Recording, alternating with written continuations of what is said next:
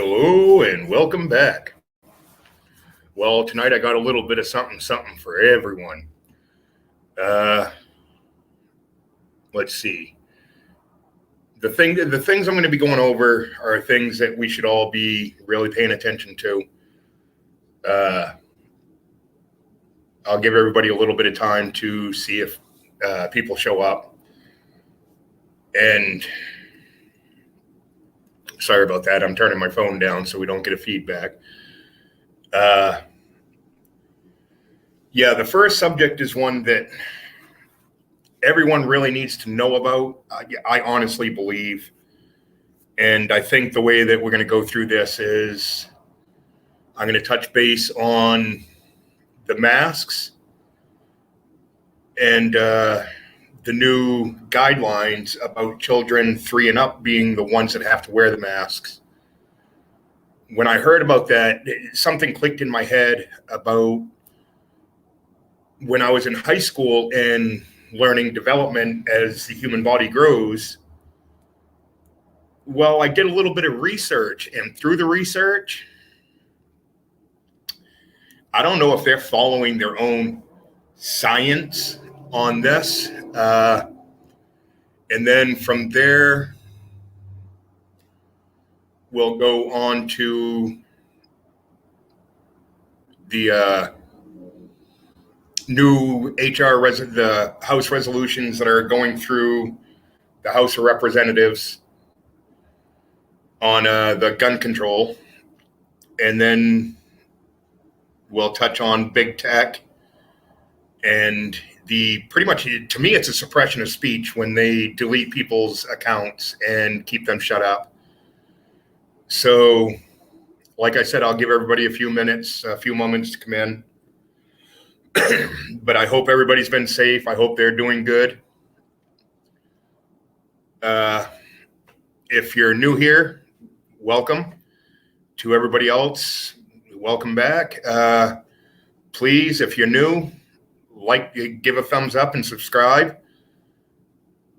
I try to do what I can to get what I can out there. So let's see. I'm going to have to back out on my phone because the first article that I'm going to bring up, it's not really an article. It's actually a study. I am going to talk about is on my phone.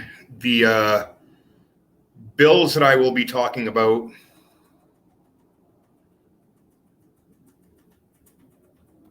is on my laptop. Go figure, I just had one disappear on me. So I got to pull that back up. But and the HR bills, the House resolutions, this blew my mind. But now, okay, I've got them up there. I will be pulling them up and we'll be going through them while we talk. So needless to say, we'll get on with this. Like I said, when I saw the new guidelines for masks and children being able to go to school, I know right along they've been saying, children don't really catch this, therefore they can't transfer it. And I've seen a study where, hey, Lynn, welcome. I've seen a study where they've moved a child from school to school to school to school, introduced them to hundreds of people, which in a way is scary, but at the same time, kudos to the parents for allowing their children to be able to, in a way, be used as a guinea pig for this, because it is answering some of the questions on what's going on. So, like I said, I found, thinking back to when I was in school, I found this study, and it's how children's lungs grow. It actually, it's a really good one. It goes on from how the baby's lungs develop in the womb, and how it develops in 5 stages. And right off the bat, it goes into, do babies breathe in the womb? Before they are born, babies' lungs are filled with fluid, which we all know. They're still inside the womb. As their mother breathes is how they get their oxygen, which is through the bloodstream, which they're connected to, which is the same way that they get their nutrients and everything to be able to develop as they're going. And then it goes on to the stages. The first stage is after conception, within 3 to 5 weeks. Stage 2 always begins to form. The second stage of the lungs is 5 to 16 weeks. Getting ready to make air sacs. And for those of you who don't know, the air sacs is what turns introduces the oxygen into the body. So we all have, like, it's 300 million or something like that air sacs. Stage 4 is preparing the lungs for breathing, which happens at around 26 weeks. And how do babies' lungs develop after birth? This is where it gets interesting. Your baby's lungs are ready to breathe as soon as they are born. And that's pretty much why, they quick slap on the ass to get the baby to breathe. I think I was slapped across the face when I was born, but hey, that's besides the point. Estimates suggest that around 20 to 50 million air sacs at birth. And like I just said, the air sacs is what helps to turn the oxygen, produce the oxygen. It takes the oxygen in from the air and helps it get into your bloodstream, which helps with everything. All right. And the number of air sacs in your child's lungs will increase rapidly in the first 2 years of life. So, and I think this is why they went from the age of 3 and up having to wear the face diaper. All right, but new air sacs will keep developing at a slower rate until the child reaches 8 years old. So now we're talking in that 5-year range from 3 to 8, while the sacs are developing, your lungs are still developing, they're increasing in size, which they actually do. I'll get to that. It's in the article, but they do that as you grow.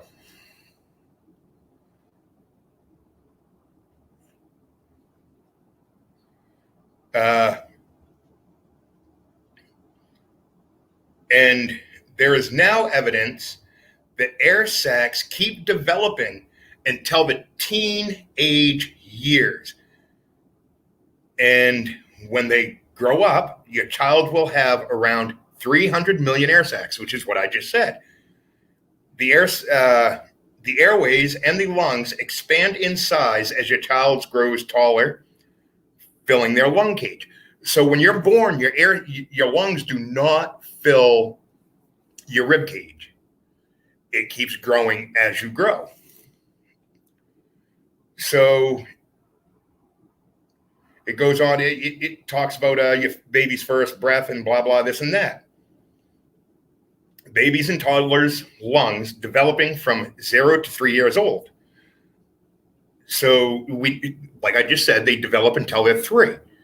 But they keep developing, and that's what the new evidence is showing, is that they keep developing until the teenage years. But here's the thing. Your lungs grow stronger, and I wish I could remember where the other article was, but they keep growing stronger till you're 25 to 30 years old. The more you work out, the more you exercise, the stronger your lungs are. Now, with that being said, at around the age of 40, our lungs start to decrease, which is why later on in age, more and more people are developing lung issues, which with me having COPD, it was because of the construction work that I worked on. I inhaled asbestos, fiberglass, horsehair, you name it. I was putting it into my lungs, which caused my lungs to decrease at a younger age. And this is right where, I mean, we all have to get together. We have to get in touch with the schools. We have to get in touch with our representatives and let them know that, you know, while the lungs are developing, if they say that smoking, air pollution, high doses of pollen in the air are bad for the kids' lungs, and that's why they're pushing all the laws and stuff on us with that, how is it safe to restrict, which we all know, even, I mean, if you breathe through anything, you are restricting your lungs. You are restricting the growth of the lung, which is a tissue, which is a muscle. If you're restricting it, how is it going to become stronger?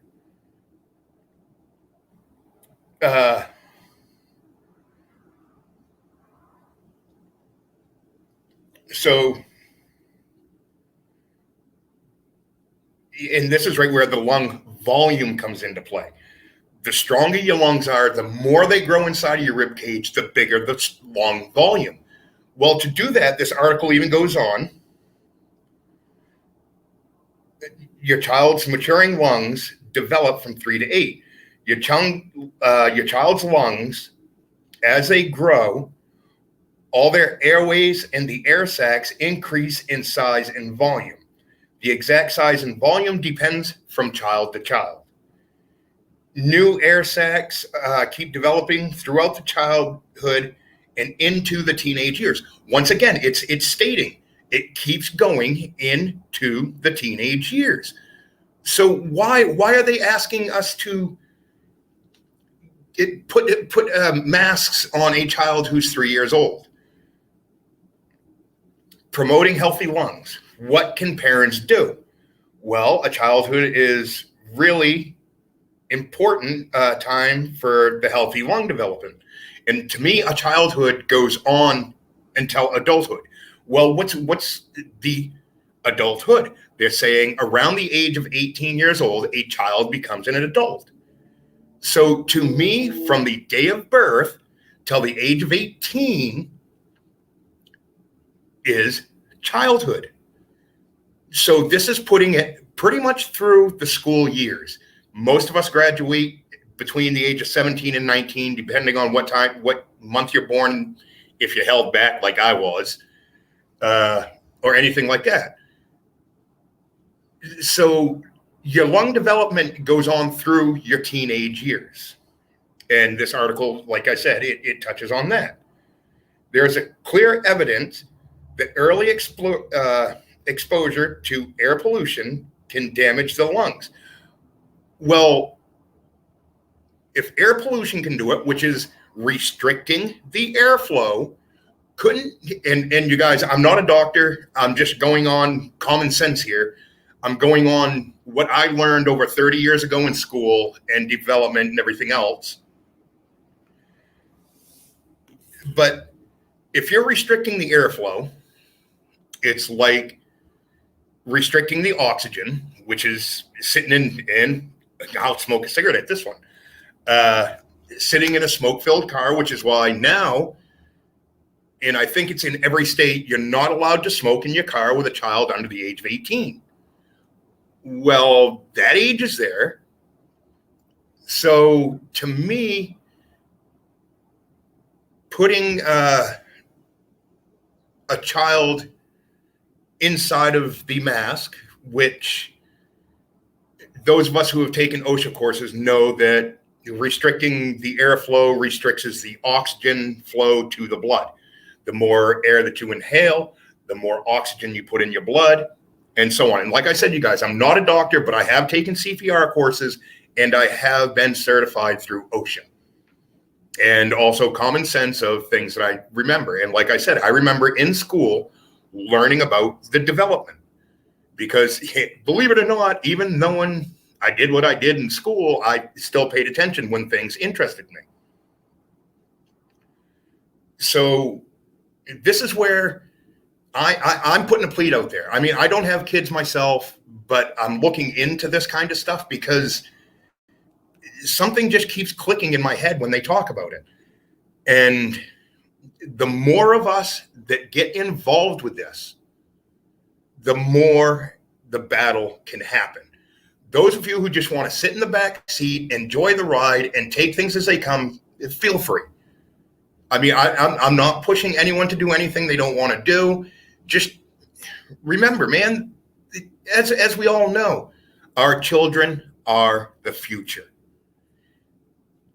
And that's what we have to remember. Okay. So now here's what really blew my mind on this whole thing. Okay. I remember my nieces and my nephew as they were growing up. If you speak to your child the wrong way, it becomes verbal child abuse. You slap your kid on the back of the head, it becomes child abuse.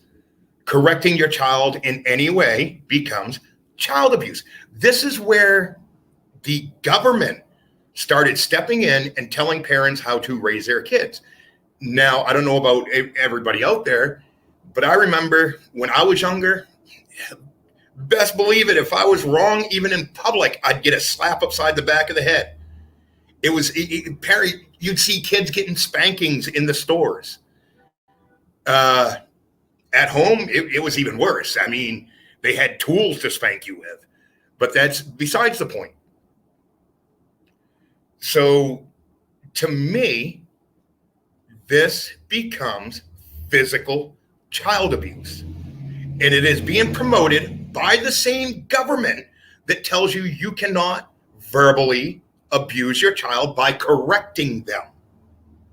Okay, but yet the same government is telling us that put a mask on your child.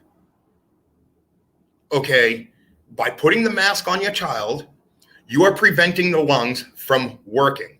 You are actually making them work harder instead of doing it the proper way through exercise, being out there with their friends and playing, inhaling the oxygen, filling it up, filling your lungs up, and doing it the proper way.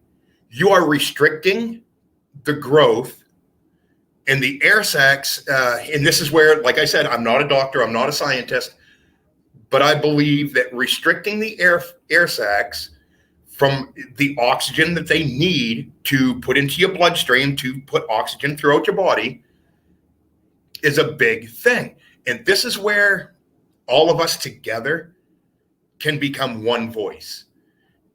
It can't be one or two people here and there, you know, they're just going to blow that stuff off. But it is to me a form of child abuse because they are preventing the child from growing to their maximum. So I just wanted to touch base on that. And that's my argument for the children at the age of 3 years old through into their teenage years. I mean, okay, but yet now here's another point. You're not allowed to correct your child. You're not allowed to punish them because it becomes mental child abuse. Now, if you are being punished because your child takes their mask off in a plane, okay, but you can't legally, because of the new child abuse laws, you are not allowed to correct your child, but you're being punished because your child does not want to wear a mask. Come on now, man. It's like a catch-22 here. But, you know, the government has to step in and take control of everything. And they don't always know what is correct for every individual out there. The freedom of choice. You guys, that's another one of our freedoms. The freedom to choose. It starts off as a child. You learn from right and wrong by the choices that you chose to make. So, but that's besides the point.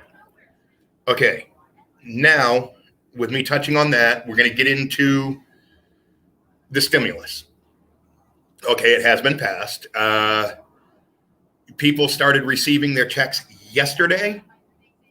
But now here's the thing. How long did it take for the House of Representatives to pass on and battle over this so-called stimulus? I can't remember what they're calling this one. But to me, it's not a stimulus. It's a bribe to us Americans at $1,400, which ended up being a lie because they said $2,000. But yeah, Trump's $2,000, Biden's 14. Trump's 600, Biden's 14, $2,000.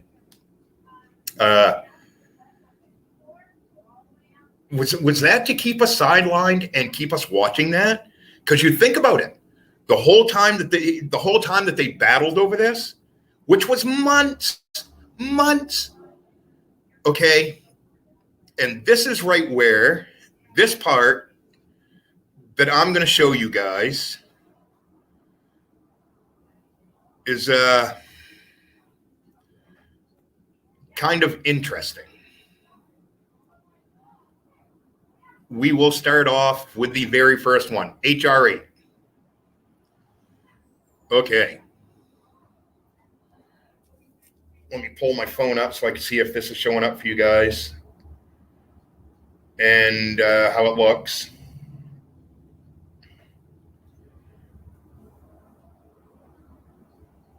Sorry about this delay, but like I said, the only way I can see this is through my phone.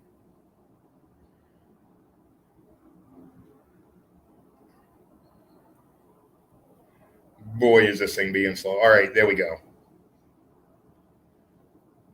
And then after I touch on these, I'll look at chat and see what people have to say. Okay, it's showing up good. Now, before I go too far in this, I want to show the actions. I believe that this is the one that I was looking at earlier. Yes. And this is why I brought up how long it took for the government to bring out this next package. This bill was introduced. Is this the one? Yes. Okay, here it is. It was introduced on 3/01/2021. Oh, guess what? Look. 10 days later, it passed. So it took them less than 10 days to pass this so-called new bipartisan background check act of 2021, which is the first of what I'm going to be touching on. And just a quick summary, this bill establishes new background check requirements for firearms transferred between private parties, i.e., unlicensed individuals. Specifically, it prohibits a firearm transfer between private parties unless a licensed gun dealer, manufacturer, or importer first takes possession of the firearm to conduct a background check. The prohibition does not apply to certain firearm transfers, such as gifts to spouses in good faith. Now, I wonder if it also includes passing it on to your children, but it only says a gift to your spouse in good faith. And then if we go on to text 2, it states here, this is right where you find, and you guys, the way to find this information is just look up HR 8, plug it in, and it will bring this up. And you're going through the Congress government website. You're going to be able to find the actual bill, which this one is pretty short. And it's just saying, you know what? You cannot sell a firearm to your cousin. You cannot sell a firearm to your brother. unless you take and you go through a gun dealer. So you have to find a place that can do a background check. All right. The purpose of this act is to utilize the current background checks process in the United States to ensure individuals prohibited from gun purchases or possession are not able to obtain firearms. Well, you guys, you know what? And this is right where I'm not allowed to have a firearm because I've been a bad boy and I've had enough drinking and driving offenses that it became a felony. As a felon, I cannot have a gun. But here's the kicker. I'm still looking out for those of you guys who can have a gun. I'm watching out for you because this is part of our Constitution, our Second Amendment, the right to bear arms. And this, to me, is because we do have the, and I believe it mentions it in here,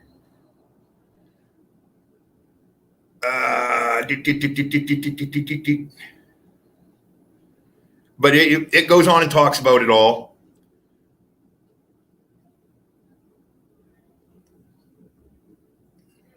But yeah, right down here at the bottom, the amendment made by the subsections A and B shall take effect 180 days after the date of the enactment of this act, and it was passed by the House of Representatives. You guys, what happened around the 11th? They were bringing out the stimulus. They were voting on the stimulus and everything else. Now, everything that I found out about HR 8 and HR 1446 was that they were not supposed to be voting on this until sometime next week. But surprise. Okay, they voted on it. But this goes, we already have the universal background check. And it goes on to say, it shall be unlawful for any person who is not a licensed importer, licensed manufacturer, or licensed dealer to transfer a firearm to other persons who is not so licensed, unless a licensed importer, licensed manufacturer, or licensed dealer has first taken possession of the firearm for the purpose of complying with subsection 1. So what they're doing here is pretty much to sell a gun to someone, you've got to hand your weapon over to a licensed person. Which, you guys, this is part of what HR 127, and I've gone over that. It's part of what HR 127 actually is. This is part of that. Okay, and what I'm seeing here is they literally took and broke down HR 127 and put it into different laws, different resolutions. They are doing their damnedest to go against our Second Amendment, doing everything that they can to make it harder for a person who can legally buy a firearm. Now, if you cannot legally buy a firearm, you think the criminals are going to pay attention to this? Do you think the people who sell these guns to the gangbangers or whoever they sell them to out of the back of their car are going to pay attention to this? They're making it harder for people to legally be able to protect themselves, their families, and their property against the true criminal who is out to harm them. These criminals ain't going to pay attention to these laws. To me, this is the first part to categorizing and having a list of who owns what firearms, which is part of what HR 127 had in it. This is the first step to it. So with that being said, let's go on to the second one that passed on the same day.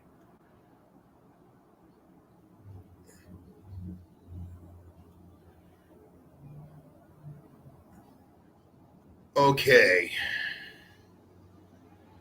We'll remove this one.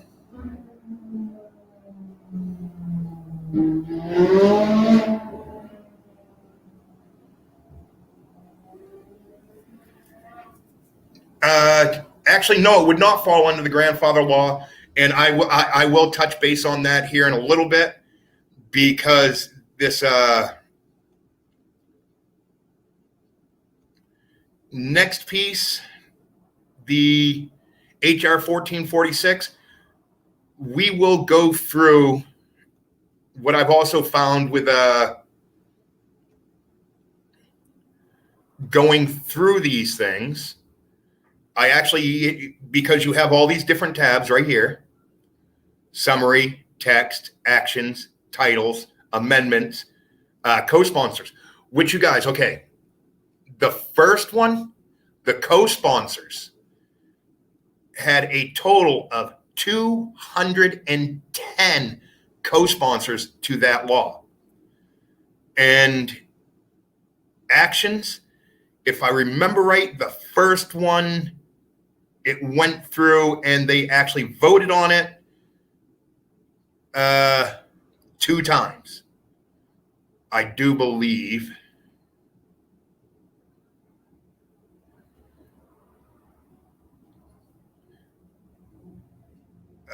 Yep, 2 roll call votes. So they actually had to do the roll call votes to get this passed 2 times. And you guys remember, they did all this in 10 days. It took them months to try to get this new bill out to the public. Okay, now on to HR 1446, which passed the same day as HR 8 did. In this one, the bill revises background checks requirements applicable to proposed firearm transfers from a federal firearms licensee, a licensed gun dealer, to an unlicensed person. So what they're doing with the first one is saying, okay, it's illegal to do a private sales.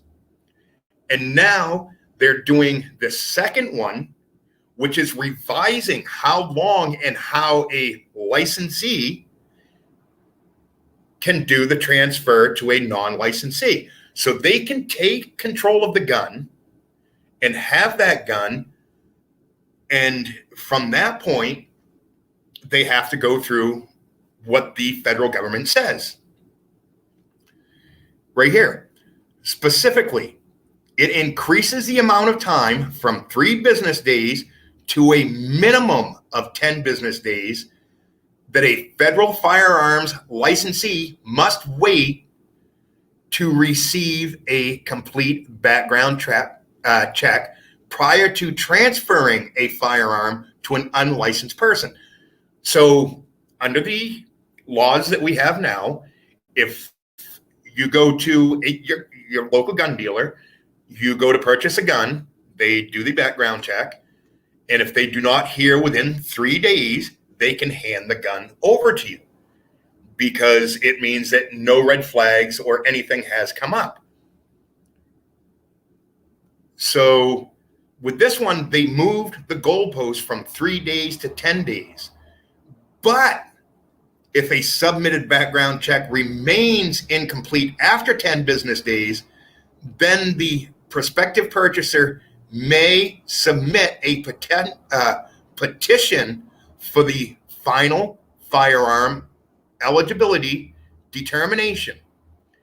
If another additional 10 days elapse without a final determination, then the federal firearms licensee may transfer the firearm to the prospective purchaser. Now, under the rules and the laws that we have now, you do not have to petition to you don't have to petition it to be able to get the gun. In the 3 days time, you can go in and they can hand you your gun because no flags have come up. But this is saying after another 10 business days. So right there's 10 days, 20 days. All right. But how long does it take for you to submit it, to send in? You're going to have to write a letter or make a phone call. If it's being a petition, you're going to have to write a letter and everything else to get it to go. So let's actually go into the bill on this one.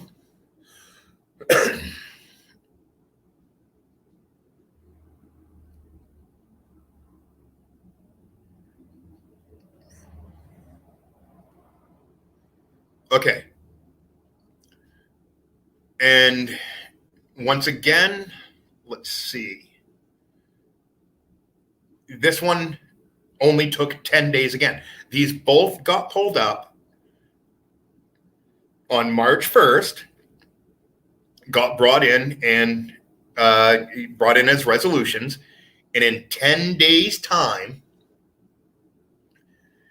these resolutions got passed by the House. Okay. To amend Chapter 44 of Title 18, United States Code, to strengthen the background check procedure to the followed before the federal firearms license may be transferred firearms to a person who is not such a licensee. Be it enacted that the Senate and House representatives of the Senate of the American Congress assembled. So it just goes on to talk about, the 10 days and then another 10 days. And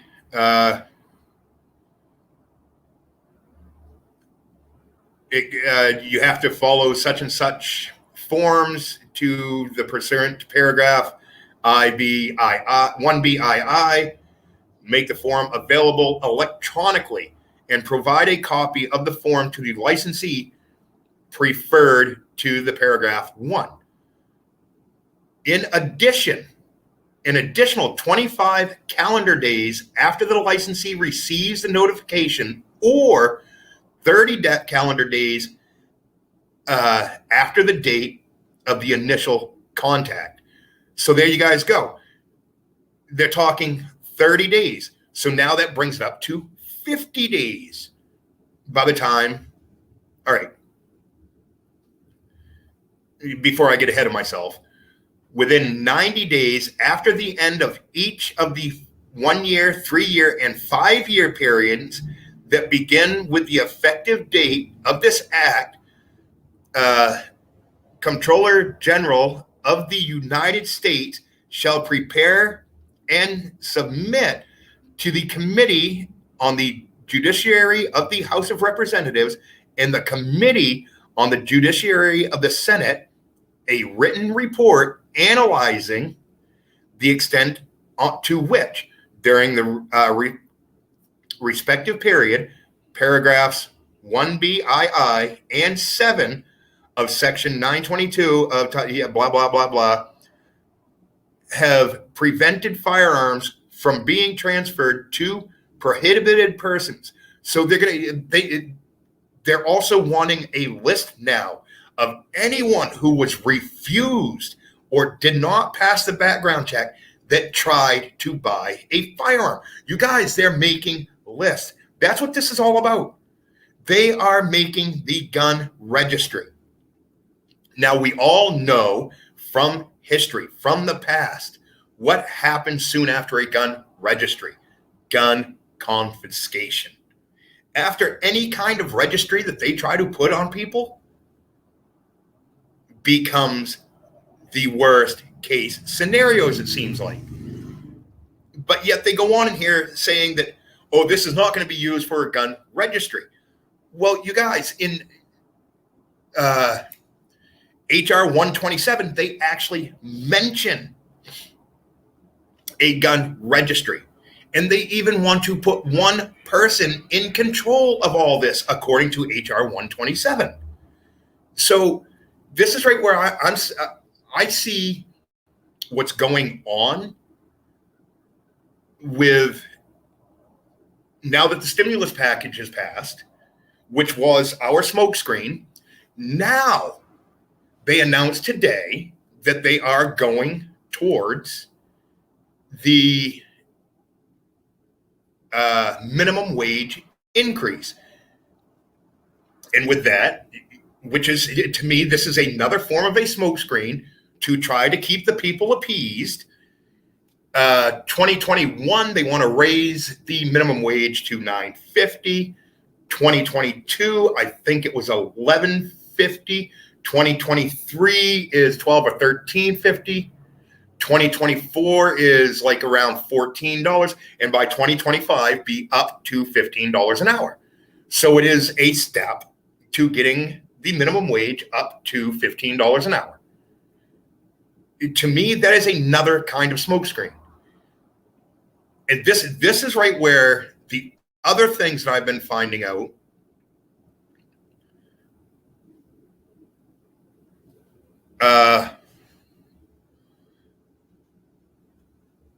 Okay. And this is right where the other things that I've been looking into and finding out.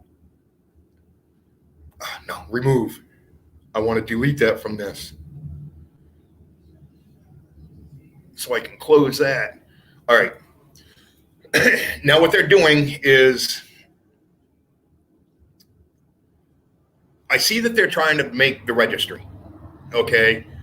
And it seems like that everything that's coming out of 127, because they know that complete bill, there's no way in hell it's going to pass.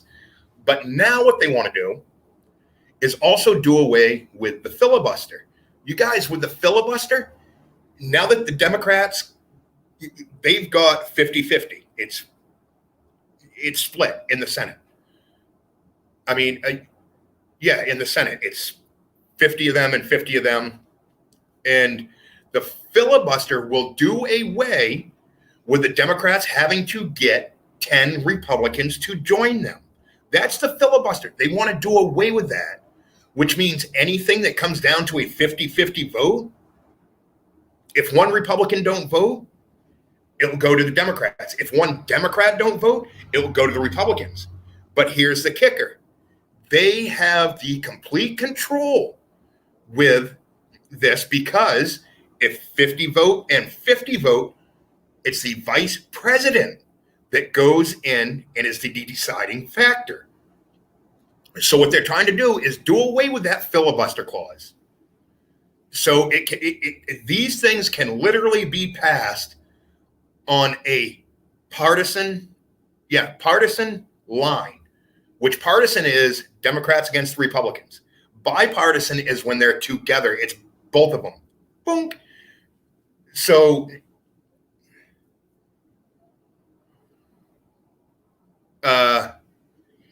they're trying to do away with all that. And to me, that is completely wrong as well. I mean, they're rewriting the way our government works to be able to get anything they want passed. And like I said, I see the latest stimulus, this whole package, being a smokescreen because they snuck this in. Like I said, in 10 days' time, they passed these two House resolutions, which is what HR stands for. So in 10 days' time, from the time it was introduced, it got passed. And you guys, I think it was HR 8 I looked at, it had to be voted on twice. HR 1446 got 3 roll calls to be able to pass it. So they did a bunch of voting behind the scenes. And they did this on the day that Biden was keeping everybody occupied with signing his latest bill. But now, if we remember right, it was back in February. I think it was in February. Biden was saying that he wants to have stricter gun rules. And on the day that they passed these two, the HR 8 and HR 1447, a new resolution was introduced banning the sale of assault-styled rifles, assault-styled weapons. Now, with these, with what I understand from that, and I'm still going to investigate this, so at this point, I'm just going on what I've seen and what I've heard. You guys, this could be anything with a bump stock, anything with a threaded barrel that can take a silencer, anything that can hold over 10 rounds. Okay, once again, they're trying to attack the Second Amendment. Granted, when the Constitution was written, they had what? Put one shot in your muzzle loader. But at the same time, the Constitution was written, and in it, it even says that we should be able to fight against a tyrannical government. We're living in them days.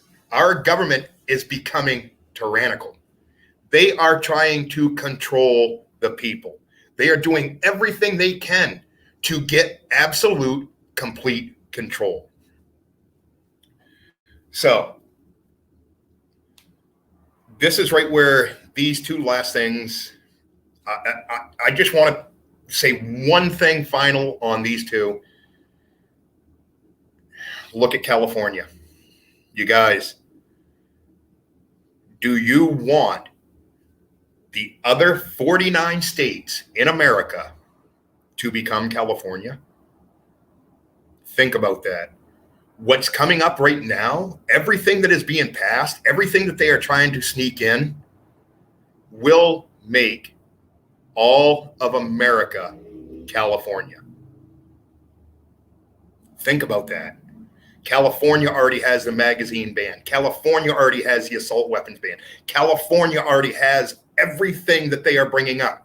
They are using California, and this is my honest opinion. They are using California as a trial. They're working everything out there to see how it goes. Is everybody in America going to lay back, throw their legs in the air and say, "Give it to me, baby"? That's the sad thing, is that's the way it's looking like it's going to go.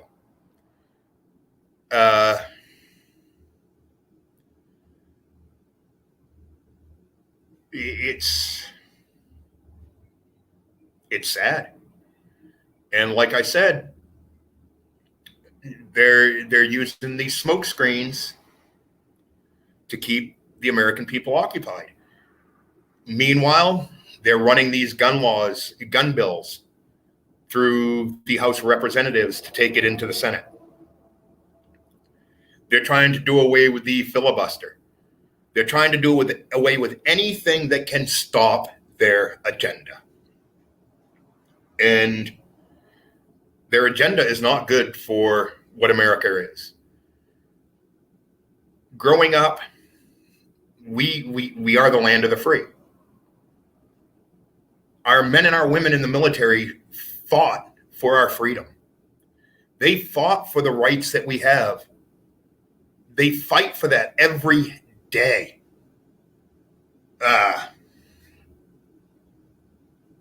And the sad thing is, while they're fighting for what's supposed to be our freedoms and our rights, we're losing them. We're losing them to inside. But yet they're saying that certain American groups are homegrown terrorists. No, you guys, the homegrown terrorists are sitting up there in fucking Washington, D.C., behind their damn gate that they put up, their fucking fence with the razor wire around it.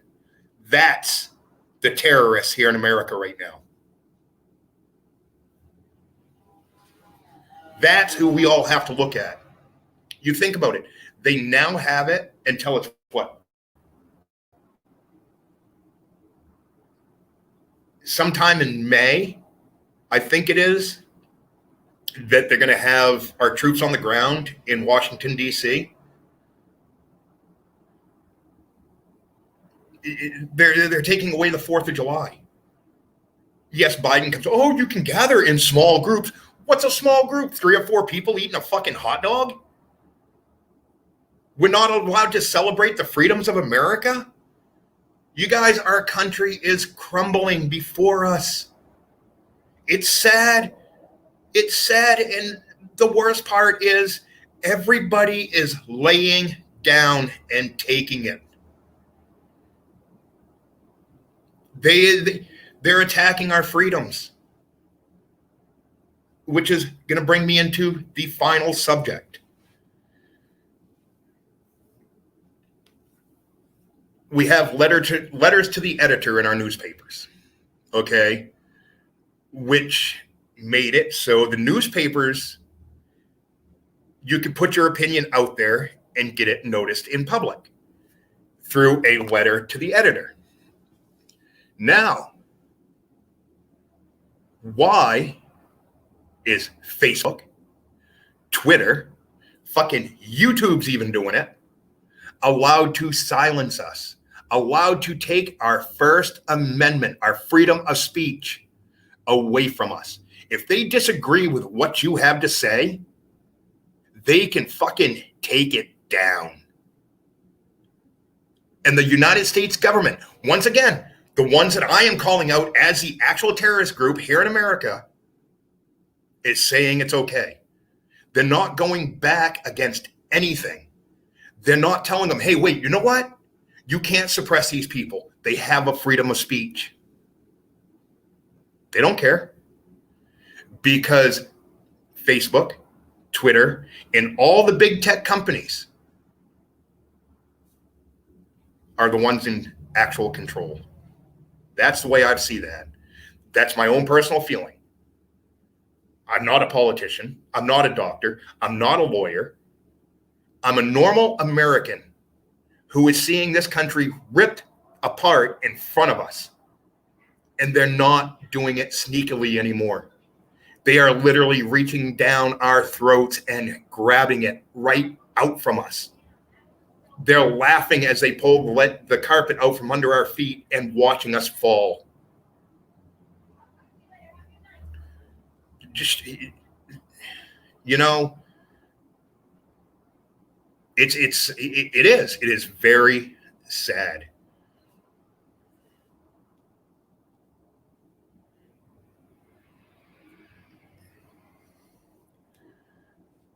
And here's something I want everyone to think about. If in our lifetime we saw from being a free country, from being able to pick and choose what we wanted to do, how we wanted to do it, when we wanted to do it, to being told what to do, what's the next generations have to do? You know, what's coming? And I have a funny feeling this is why the millennials and the new generations coming up are not having kids. And this is something that I've seen a few articles on. They talk about how people are not having children nowadays. There's a fucking reason for that. Our parents, our grandparents all talked about the changes that they've seen in this country. And then I know people who's older than me. One of my best friends down here is older than me. He's actually old enough to be my dad. And he talks about the changes he has seen since he's got out of high school are worse than the changes that he has seen throughout his life. The changes I have seen since I got out of high school, which is half of the time since he's been out, are worse than probably anything that he's ever seen. And he keeps saying that. When we were together the other day, he was saying that it is sad what we have become as a country. The things that are forced upon us. The way our rights, our liberties, our freedoms are just being taken from us. So what I hope everybody does, use your voice, Get in touch with your congressman. Get in touch with your senators. Get in touch with whoever you can. Let them know. Do not allow that filibuster to be taken away. Do not allow these big tech companies to be able to control our voices. Each one of your, and I did away with Facebook a long time ago, but each one of your Facebook pages should be looked at as a letter to the editor. That should be where you're allowed to voice your opinion. It is your page. It is made in your likeness. And we actually saw this coming years ago when all of a sudden Facebook jail, Twitter jail, all this stuff is coming up. So